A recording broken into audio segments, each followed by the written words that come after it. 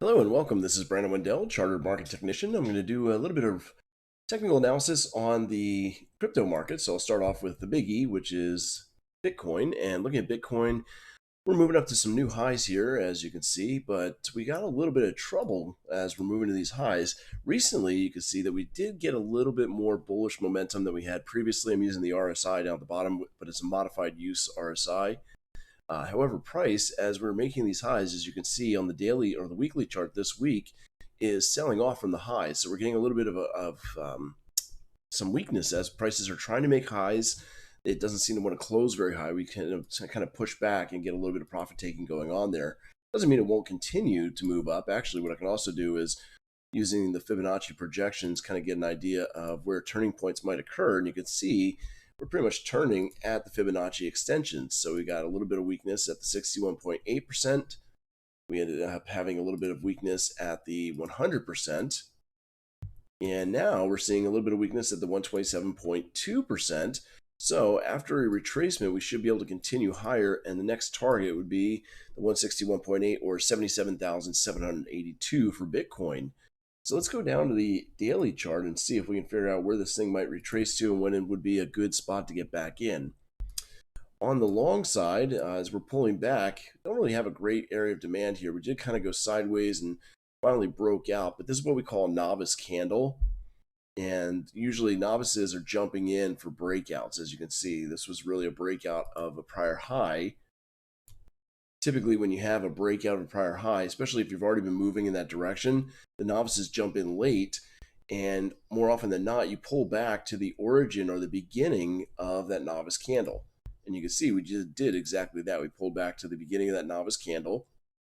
I'm going to go ahead and actually just clean this up a little bit. I'll put that target up here, that 77,000 target, to take off the snap to price mode, so then we'll just put it there. Or approximately in that area for our next target, like I said. So cleaning up the chart just a little bit, you can see that I've got the pullback to the beginning of where the novices got in. Now we should be able to continue higher. We do see lots of bullish momentum as we're moving up, but there is still some weakness going on. So we may have to fine tune this a little more to find out exactly where the bottom of this pullback is going to be. Got kind of caught in a little bit of a range here, tried to break out, but really couldn't sustain it. And let's go down to the 4-hour time frame, see if we can fine tune this a little bit. And really not too great. We came back again to the origin of that daily novice candle. We do have an area of demand, though, just a little bit lower. Let me see. The close here is 329.6, so the high is 385. So that is contained within. So that is our zone right now that we'd be looking at. Basically, you got rally, base, rally for a demand zone. We're currently basing after a little bit of a drop. Normally, when you consolidate like this, it leads to continuation of the move that you had prior to the consolidation. Well, looking at this consolidation, we were moving down, so that should continue to break to the downside on the short term. Long term, again, I'm still bullish on this, but oops, that's not what I wanted. Let me just go ahead and remove one line, not all of that. There we are. And you can see that the move prior to the entry of the basing, keep hitting the wrong keystroke here, but that move down is usually duplicated. That's usually what happens when you have some sort of consolidation. Whatever move you had prior to the consolidation is usually what you do when you leave. So there we go. Now we'll take that. And if we break down, that pretty much takes us almost a little past this demand zone. We do have another demand zone just below in case that one does not work, and that would be, let's get that back on. Drop, base, base, and just kind of a slight rally. But this one's kind of weak because we do fall out right before we try to breach a prior high. So I think that the upper one is really our best bet for the pullback to about 62, 329.6, 61, 550. We can go down to a 60-minute time frame and try to refine that a little more. Again, you see that long consolidation. And even if we do rally up, this has become an area of supply overhead that we're going to have to contend with it. 68,200. Get rid of this. There we go. And just see if there's anything else down here I might be able to get a better look at. We did hit an area of demand already on that pullback, as you can see. Rally, base, rally. Kind of held that area. Just below this, though, there is a zone So if we're looking to fine tune your entry, if we do pull back again, this would be probably the best target. It's about 62,554.8 to 62,151.3. It's going to be difficult to trade the breakout, even though we did consolidate a little bit more. You can see this is our consolidation currently. Could include the wicks, but really we got a lot of open and closes right at that same level. So if you wanted to try to trade the breakdown on the short side, 64 to 762, I typically don't trade the breakdown. I wait for a retest of this area and then short down to this target. At that point, though, like I said, at 62,554.8, we're looking for a reversal and a move back up to the highs of 68,200, possibly even beyond. But that's the initial targets that I'm seeing right now on Bitcoin. I'll move over to Ethereum. And once again, I'll start off on the weekly chart, work my way down. Wrong keystroke, sorry. There we are. And on the weekly chart, let's start off with a fresh chart, shall we? There we go. Kind of redo this. You can see that we've had a nice move to the upside, pretty much the same as what we saw in Bitcoin. We've got the correction, and this is suggesting we're still not quite at the first target. 49.60 is the first target here. We really had a close, but didn't stall too much. Close and open right there at the 61.8% extension. And then, of course, we broke out some new highs, and we should be meeting up with that 49.60. This week's candle is a little bit of indecision. We'll have to see where we finish on Friday. But we've got a candle that closed kind of in the middle with wicks on both sides. That usually indicates a bit of indecision in price. Often happens before we turn back to the downside when you see that after a move up. Moving down to the daily time frame, we're also seeing a little bit of weakness. Not too much, though, honestly. There's just a small pullback that we're experiencing. Again, we've got that target of 49.60 and then beyond, perhaps, after we regain our footing. Let's see. So what we can also do, I'll go ahead and remove this for now, is take a look to see where's our Fibonacci retracement taking us and see if it lines up with any particular zones. And I want to make it accurate, so I'm going to bring the snap mode back. There it is. Make sure I'm on the right candles. Perfect. And now we can see that here's our Fibonacci retracement. It actually does line up potentially with rally, base, rally right here. For the first zone, you can see right there about 46.16. Was that about 46.08? That's the Fibonacci level of 23.6% retracement. Does line up with a nice zone. So if we only get a weak retracement, that may be the opportunity to buy back in for the long. The next target, an opportunity to go long, doesn't really look great, but there is something here as well. We have rally, base, base, base, base, and then rally up, although it kind of died off at the end. But there is the 50% retracement right around the 38.67 should this upper level not hold. But overall, this looks pretty bullish. We can go down to the 240-minute time frame to try to refine it as well. You can see this looks like it may have already tagged that area. Hold on, I want to take a look at that again. It did. It already tagged that area of demand. I forgot to see that the first time. So if we do come down, since we already hit this area of demand once and weakened it, we'd probably go deeper into the zone and basically use the unfilled portion of the zone, which would be 43.34, and that allows you to put a stop just underneath the 41.52, so it's a little bit tighter rather than using the entire zone. So keep an eye out for that. When we go down the 4-hour time frame, you'll probably see that a little bit better as well. Again, that's the unused portion of the zone underneath the 43.34 area. And go ahead and use a little bit of Fibonacci's here to see, as we're reaching up to some all-time highs, do we have any overlap or correlation? You can see that we did stall out at the 100% projection of our previous impulse there. So that lined up quite nicely at the highs, which would suggest our next target would be pretty much 5,000, right in line with the target that I had from the bigger time frame as well.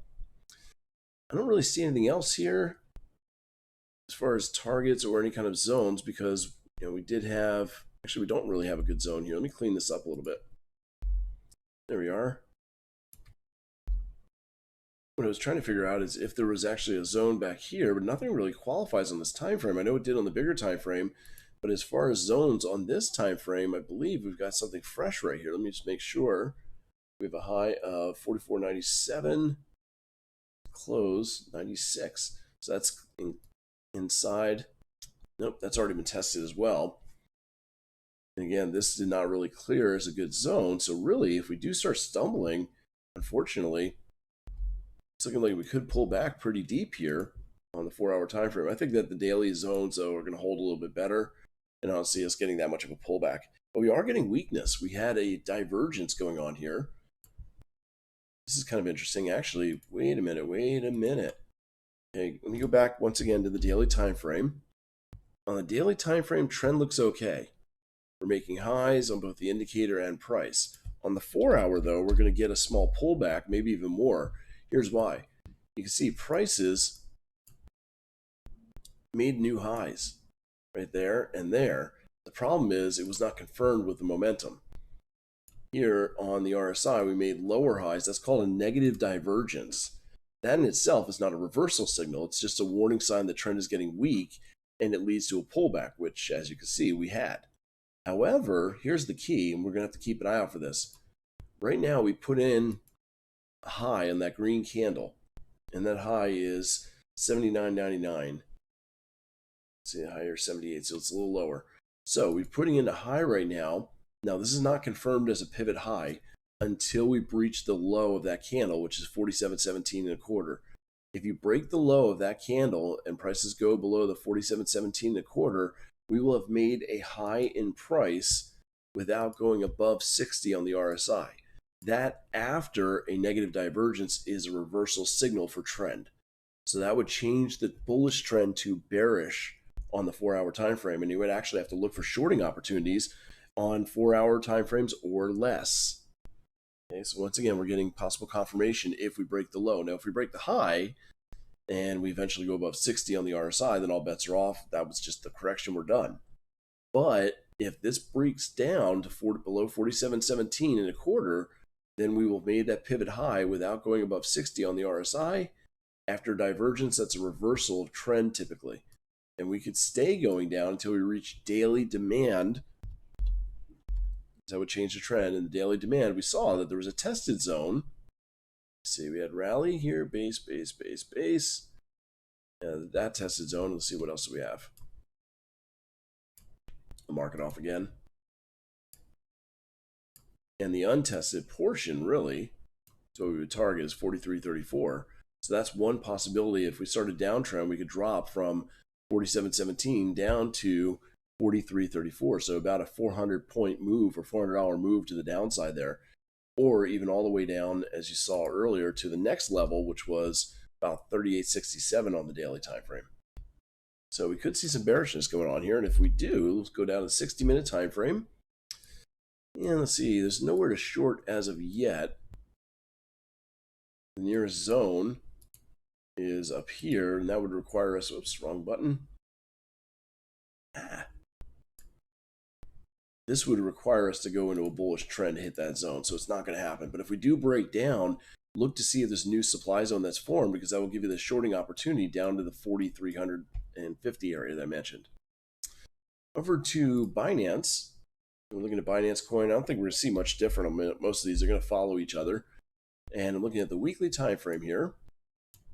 Looking at that weekly time frame, we are making new highs with a little bit more momentum, which is good. And this is bullish pressure, not anything else. We got lots of buying pressure pushed us off those lows. We go down to the daily time frame. And on the pullback, looks like we missed the demand zone by just a little bit, but the buying pressure came in and pushed us a bit higher. So as we go up, if we do make new highs above this high, which is 670, we definitely need to do it with more momentum. Right now, that's a little bit weak. So overall, it's still pretty bullish here on Binance. We can go down to the 4-hour time frame. And not really seeing anything different here. I'm actually a little surprised we had that big dip on the 10th, but it did nonetheless. And looking back, as far as zones go, we do still have lots of buying pressure at the bottom here of this move. I don't see us going below 600 very easily because we have that strong, very strong buying pressure there. Other than that, that's all we got so far. I don't really have anything else to trade. The overall trend here is getting a little weak. And we did actually put in a pivot high. Notice there's a pivot high where you make a high, and lower low on either side, and the RSI is in bearish territory. Could not get above 60. So that's a bearish signal when it comes to the markets when that happens. It's kind of like that divergence I was talking about. On its own, it's not a reversal signal. It's a warning sign that trend's weak. The reversal signal would need to be the follow through. If we get another one of those where we get another high that can't get above the prior high, or can't get above 60 on the RSI, or if we happen to go below 40. So as of right now, we've got some signs of weakness. And that's pretty obvious too. I mean, we're still making highs, but we also made lows, fresh lows. So definitely some weakness creeping in here. Let's go down the 60 minutes, see if anything's different there. Just sideways consolidation for the Veterans Day holiday. Obviously, volume and activity will probably pick up going into Friday before the weekend. But I'm not really seeing much here. On to Tether. Start off with the big picture once again. And not really seeing much on this. We're just going back and forth. Kind of looks like Christmas. Red and green, red and green, red and green, right? So we're losing momentum. We're just going sideways, basing a little bit right now. Yeah, there's not much to say about this either. So I'll move on. And we have Cardano on the weekly time frame. Start with big. Making fresh highs, but this is a problem. You should not be making new highs in price unless you're making new highs on your indicator as well. We did not for multiple times. You can see, and when that happens, it leads to a pullback. But now we're facing the challenge where here's our weekly high that we just made for this week. Now, this is not a pivot high yet because, again, we need to have the follow through. You need to have a lower high and lower low on the right-hand side. So next week is going to be kind of critical for Cardano. If we break the low, which is 194.12.7, that'll put in that pivot high. And if we do that, we're most likely not going to be moving above 60 on the RSI. So I said before, if you make a negative divergence followed by that high that does not get above 60, that's a reversal formation. So that's confirming the trend reversal at that point. You can see there's actually quite a few divergences back here. Two of them, a couple of them. So anyway, if we do make that new low, look out below, we're going to start dropping. And the first level of demand that we come to is right here, 1.316158. And if it gets worse, I don't see anything else below. That's already really tested. You can see we had kind of a push off that level. Let me zoom in, make sure I get that right.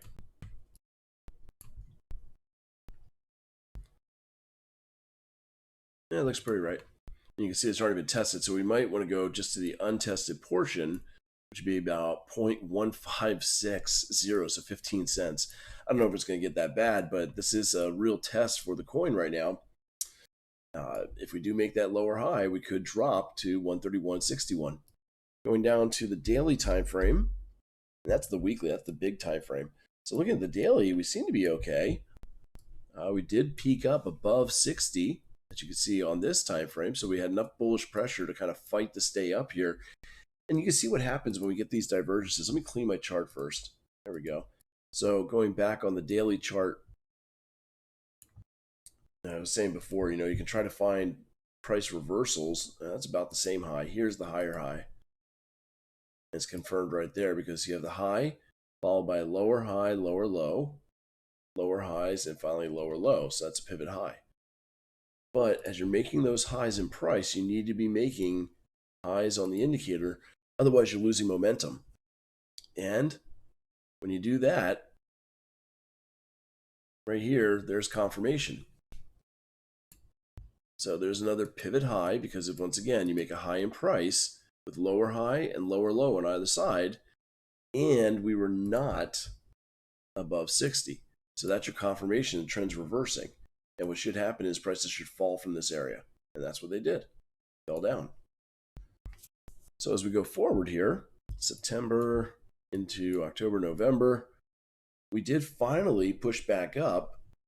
And what happened was we were seeing bearishness here for a while, making those fresh lows. finally peaked up above 60, stopped the bleeding, if you will, and it looks like we've got a little bit of bullish activity, but nothing really here as far as a good trend. Overall, just sideways. I'll go down to the 4-hour time frame, see if anything's different there. It doesn't look it though. Not really getting much out of either direction and no trading opportunities. So I might want to just sit back until this decides what trend it truly wants to be in. It kind of pushes that direction. Go down the 60-minute time frame, same problem. Everything's just gone flat here. So really just be patient. Solana, once again, starting off with the big picture. We've got a major divergence, even though we've had a really good run recently. You can see that you should not be making those highs if you don't have the momentum. I mean, it happens, but it's happening on light momentum, which means it's likely to be pulled back and retraced. So if we throw in Fibonacci retracements to see where we're going to pull back to, we can kind of fine tune this because we're looking for a drop coming pretty soon. Our most recent impulse is here. There we go. So now we can go down to the daily time frame. And in that daily time frame, it looks like it might be in for a 50% retracement coming. You can see that we've got rally, base, and rally right there. And in the middle of that is our 203.81 50% retracement. And there it is. So that's the confirmation. It might be a little bit of a pause in some of these other areas, but it's because there's no demand there, you're more likely to keep going. You can see at the 23.6 retracement, we bounced here today. And we had the close yesterday and then open today, kind of bounced in that area. But notice that selling pressure that came in. This was a solid green candle for part of the day, but the sellers came in and started pushing us back down. It looks like we're going to pause once again at 38.2, but ultimately this is where you'll find the buying pressure that can reverse that downward trend. So if we're looking for an entry point, let's drop down into the 4-hour chart, maybe even 60-minute. So on the 4-hour time frame, let's see what we got. Nothing really here in order to be able to enter. We definitely see that we're more bearish than bullish as we're making these lower highs and lower lows. You also see in the RSI, we're not getting above 60. I was saying before that the market loves to give you that confirmation, let you know what's going on. So that divergence is a really powerful signal. Here's the negative divergence that happened. Just imagine if you go back to the beginning of November here, and you saw this. Right there's the confirmation because now you've got lower high and lower low on either side of that peak. And there's the divergence. You go forward a little bit, prices dip down. Right there, we make a high. Lower high, lower low on either side. But problem, we are not above 60 on that RSI, right? And when that happens, that's that confirmation of trend reversal. So we start going down more. It's a pretty good indicator, isn't it? So we're still making highs here and we still can't get above 60. That's suggesting we're going to keep going down until that 50% retracement. Unfortunately, I don't have a good entry spot. So let's go down to the 60-minute time frame. Oh, I am on 60, sorry. No, I wasn't. So on the 60-minute, we do have rally base drop, it looks like up at the top. That's one entry point for a short. And I don't see anything else really clean here. No, unfortunately, that's it. So we'll have to see if we can push back up to the 243, 246 area. If not, you break down below the next Fibonacci level. We could just, like I said, I think it's going to keep going down until we reach 204. So just be patient. Wait to see if there's some sort of a zone that forms. Haven't really had anything other than the 243.40 to 246.49. You can see we already might have used it right there. We moved down, came back up and kissed it and just started pushing down. Even if I drop down all the way to 15-minute, still not getting great opportunities here. They've already passed. And this is more of what you can look for. Again, there's drop, base, drop. That would have been your shorting entry. Here we are pushing back up again. But I don't see us getting above these highs before we start falling once more. Very, very bearish. So just be patient, pick your battles. I think the 243 is probably going to be the best selling area, 243, 246. XRP going all the way back to the weekly time frame. Just got to resize this. And it looks to me like consolidation is just happening. pretty much what it is. If I draw lines from the highs here and the lows, I mean, that's all you're seeing is this consolidation, right? So it's like a giant triangle. So no real trend here, just losing momentum, moving sideways. We go down to the daily time frame. And on the daily chart, we've got bullish momentum that looks like it wants to continue. You can see it's getting higher on both price and the RSI. There's no overhead supply right now. Seem to be okay. Just kind of curious on the Fib extensions here. You can see that our first move up hit our first extension. So we had an impulse, correction, impulse. So as we're pulling back just a little bit, we're likely to impulse back up to the 1.40736 would be the next target right there, the 100% duplication of the previous impulse. So let's see how much have we retraced and how far do we have to go. Go down the 4-hour time frame because I want to be able to find a place to buy this for the next target. As far as any kind of demand back here, we might have already hit it. You can see we had drop, basing, and there's your rally up. Already used. So this little pullback that's going on, I don't really see a great entry point, even though I know it's likely to rally up to the 140 level. I just got to find a good entry. I just don't have one right now. So I'm just going to be patient. And if we do, I don't see us continuing down too much. Unfortunately, if there's just nothing there, there's nothing there. So you can see even on this 60-minute time frame, we were just going sideways now. And I just don't have an opportunity to get in yet. So just got to be patient and wait for something to form. We already went off that low. We're just kind of stair-stepping our way back up. Eventually, I would say on the 60-minute or even the 4-hour, we'll make some sort of a pop to the upside. And from wherever it pops, let's say it's from here, we had that sideways basing, that'll become your next buy opportunity. So just be patient and wait for the right opportunities. There's just nothing there yet. Finally, I got Polkadot. Basically went with the top 10 based on market capitalization here. And we had a pretty good move up on Polkadot. You can see that we've got our preceding impulse, correction, and now we've had a stalling at 61.8 and 100% even retraced back to 61.8. So the 127.2 is our next target. So on Polkadot, looking forward to go to 61.57.58. The momentum looks good. We're making new highs here, so that's definitely sustainable. Dropping to the 1-day time frame or daily chart. Kind of see how we rolled over here, but this demand held. You can call it drop-base rally. Pretty clean. Drop, base, base, base, base, rally with follow-through. That held. This price is pulled back. So we're already on our bounce point here. If you're looking for another opportunity to get in, let's see if we can find anything, because I think we're heading up to 61.57 easily. So we go down to the 240 4-hour chart. And again, you can see where we pulled back to, but I just don't have any new entries, unfortunately. You can even fine-tune this where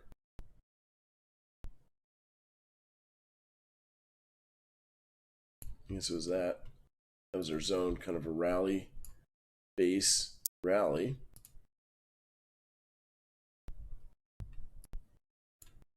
And we went almost all the way through it. Honestly, that could be a little bit more of a retracement coming. Hang on, let's go back to the daily chart. And we've retraced almost 100% of this impulse. It's interesting. Maybe we are going to seek out a little bit more of a pullback here. Let me go to the weekly for a moment. And the reason why is I noticed that, again, we're retracing. I want to clean my chart up, so I'm going to put this target back using just a vertical or horizontal line. And that way I can clean up the chart because I don't like to have too many things on my chart. So we go to the weekly, and we have the impulse up.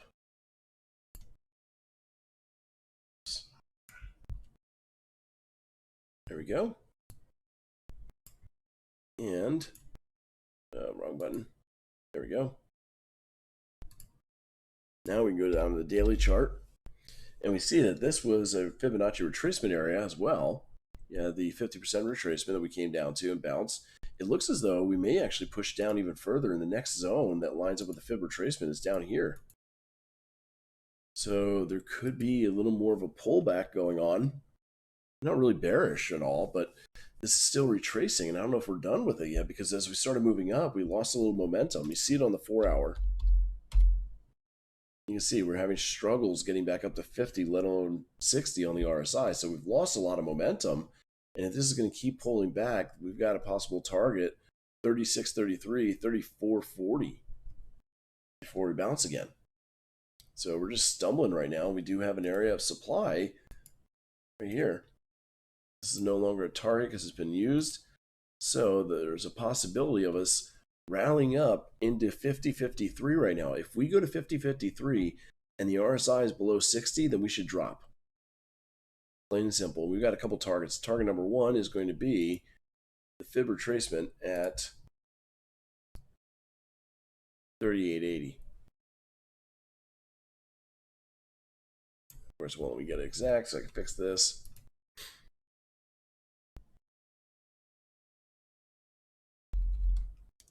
$38.80, 95. There we go. Might as well delete.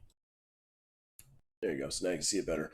But again, if we move up into this area and we can't get above 50 or 60, then we're likely to see a nice drop. That would be a good short opportunity from 50, 53, 52 down to the 38.80, maybe even 38.6, 33 before we turn around. So that's kind of interesting. Definitely going to keep an eye on that. I can drop down to a 60-minute time frame. I don't think we can get anything better as far as zones or opportunities. Nope, and Lucy agrees. Thank you, Lucy, for the comment there. French Bulldog getting in on the action. So anyway, that's what I got for you guys on the cryptos. And until next time, everyone, trade safe, trade well, and take care.